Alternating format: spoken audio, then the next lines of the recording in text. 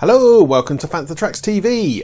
It's time for another video, but don't forget, if you haven't subscribed, please do subscribe because we have new content every Saturday and every Wednesday, and if something exciting happens, we do something in between.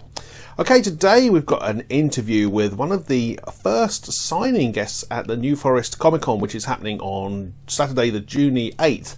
You can get tickets to go there in the link below. But it really does look like a great event, and it has the following new signers there: Matthew Downs, Daniel Barker, Vincent Nichols, Emma Champion, who all played Resistance fighters or X-Wing fighters in The Last Jedi.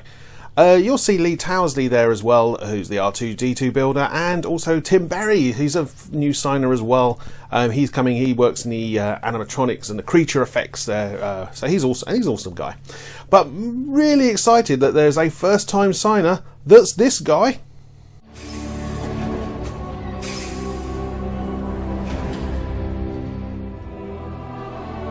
Master Skywalker, there are too many of them. What are we going to do?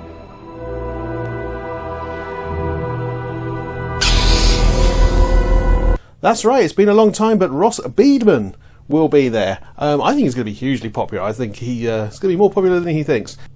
Anyway, today's video is an interview with one of the guests that's going to be there on the 8th of June, and that is Matthew Downs. Now, Matthew Downs is a regular guy like us who was fortunate enough to become an X-Wing pilot in The Last Jedi. So this interview, I think, is really nice. It's an interview about what a big fan who's watched the saga all over these years, what it feels like to finally get into the films and have a small role to play. So I hope you enjoy it, and see you soon. So we're here at Farthest from 20. Can't believe it's the 20th one. I'm here with Matt Downs.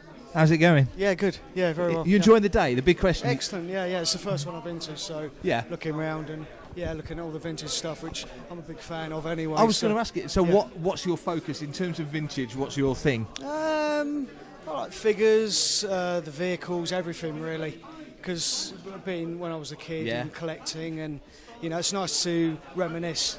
There's certain things that I still like to collect, and so it's great to see everything. Yeah. And with Star Wars, there's such a good variety. It's exactly. really, really good. Yeah. What was your first figure? The first figure was R2-D2. Yeah. Yeah. On Star Wars card or Empire? The Star Wars card. Yeah. I think it was about 50p. Back Those were the days. 77, 78. Yeah, I always remember it. Yeah. Buying it. Yeah, but and then it just. I mean, I've always been a big fan anyway. Yeah. So, but that was the first figure. After that, I can't remember. We just sort of collected them. Yeah. So but the vintage. I've always been a huge fan of the vintage toys. I just like the boxes, the style, everything. Yeah. So you're in hog heaven today. Oh. Yeah, it's fantastic. Yeah, fantastic. Speaking of being in heaven, you were in a Star Wars film. Yeah. Give us a little bit of info on that. What was your role in the film? What was your part in that? I played a X-Wing pilot, one of the extras, and that was really surreal because I remember arriving for the fitting, the costume fitting. And everyone was there, and people were like resistance personnel, resistance soldiers. And this before I went in and they put the clothing. I didn't know what the costume was going to be. No.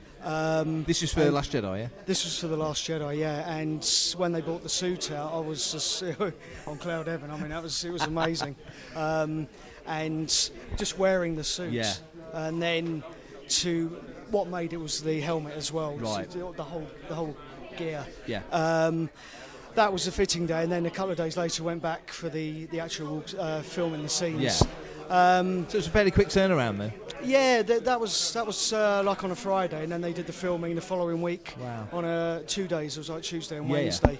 And going in, we're all in a big auditorium, everyone was waiting, and then walking into the stage, that was just mind blowing. I mean, just seeing all the characters dressed up, and the robots, just the props, and I mean there was a lot of green screen, so I presume they filmed that, the visual effects filled that in later. Yeah. And what set was that on? What set was that? That was the Resistance cruiser, the hangar, the main hangar. Yeah. I think it was the scene when Poe Dameron was standing off with Admiral Holder. Got it. and we were like in the background, Yeah. just like, and it was it was fantastic. Yeah. So what were Amazing. you? I mean, obviously you're on set, you're in character. Yeah. You know, so you've got to keep it together as a fan. But inside, I bet you were. Oh, couldn't believe it. It was, I was. I mean, when I went for the fitting, as soon as I took the uniform off and I went home. Yeah. I mean, it took so long to sink in. Yeah, yeah. And then when we went back and did the filming, and just seeing everybody all dressed up in costumes, and it was mind blowing. And what was the gap between when you filmed it to when you saw it? How long was that? Let me think. I think it was about a year and a half. Wow. Yeah. Yeah, I'm just trying to think. I think it was with the filming was the beginning of 2016. Yeah, so yeah. If I remember rightly, the film came out in 2017. Yeah, yeah. The following year, so it might have been a bit longer than that. Yeah, but So you'd seen Force Awakens presumably by the time you. Oh yeah. It's, So you knew you kind of knew what you were walking into. Yeah, amazing. Yeah, but it was just a feeling of actually being there. Yeah. Because like I said, being a fan for so many years, like so many people. And having that costume on and just seeing everybody else. Yeah. And then watching the film. Yeah. And then I remember him being on the set. And then you've seen all the visual effects. Yeah, and how they've. It all come back. All I was going to say back, that must have blown you away Oh, when you see all where those green screens were. What you ended up seeing on the screen. Yeah, because I was sort of observant, looking around because Yeah. they had like some of the transporters, some of the set. But I presume they filled the rest of it in with the visual effects. Yeah. But yeah. Yeah, it was. And when you say you saw other people on set in character and in costume, who did you see? Saw the Poe Dameron and Laura Dern, who played Admiral Holdo. I think they were because that was the main scene. Yeah. Only sort of filmed in the actual hangar. Yeah. So I think because they were taking so many shots of the same scene. So, but yeah, and like I said, all the Resistance personnel and it was incredible. Yeah, must have been probably about 60, 70 people on just walking around, and you've got to watch where you're going, and it's amazing, robots and creatures. Yeah, it was incredible. And so you've been here at Farthest From, vintage show. Presumably when you were a kid you've got the Luke X-Wing figure, so... Oh yeah. I've always been a fan of the X-Wing pilot. Yeah. I mean, I was like...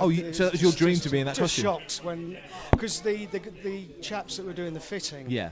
They didn't actually stress what uniform you were going to be wearing, and they were like umming and ahhing, and one of the guys said, what uniform should we get? Yeah.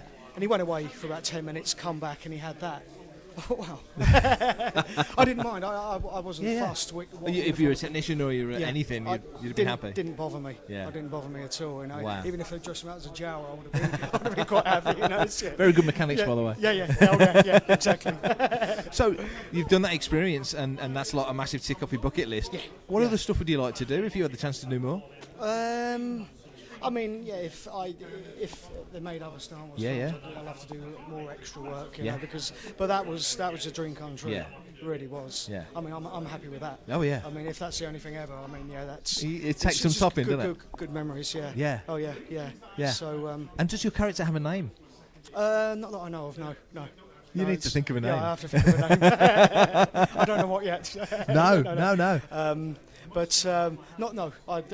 I don't. I'm not aware of any names, so because there's so many characters. Of course. So it's huge amounts. Yeah. And one final question, because you want to go and enjoy the show. Have you got your eye on anything? Have you seen anything? You're thinking that's coming home with me? A few things have caught my eye. It's just the price. Oh yeah. Because the vintage stuff's so expensive. Yeah. But it's. I mean, I've just purchased. My brother just purchased the Dewback. Yes. The original Dewback. Yeah. And that's one toy I've always wanted. Yeah. So when he came back with it, I thought, wow, that's brilliant. That sort of completed the collection for me. Yeah. But there's so many other things that I would like to purchase. Yeah. But it's just finding them because it's the rarity and it's part of the fun, though, isn't it? Oh yeah. But that's what I love about these. You know, you look around and it just brings back so many memories when you saw these in the toy shops. And exactly, which is what Star Wars is all about, isn't it? Yeah, absolutely. Yeah. Fantastic. Well, you've got some great memories, so thanks for sharing them with us. Very welcome. Thank you. Cheers. Thanks, Mark. Cheers. Thank you. Salutations. Hello, chaps. Great that you watched the video. Really pleased that you took the time to watch it. Now, if you liked it, don't forget to like and subscribe to the channel and tell all your friends. Subscribing is good because we have new videos every Wednesday, every Saturday, so don't miss out.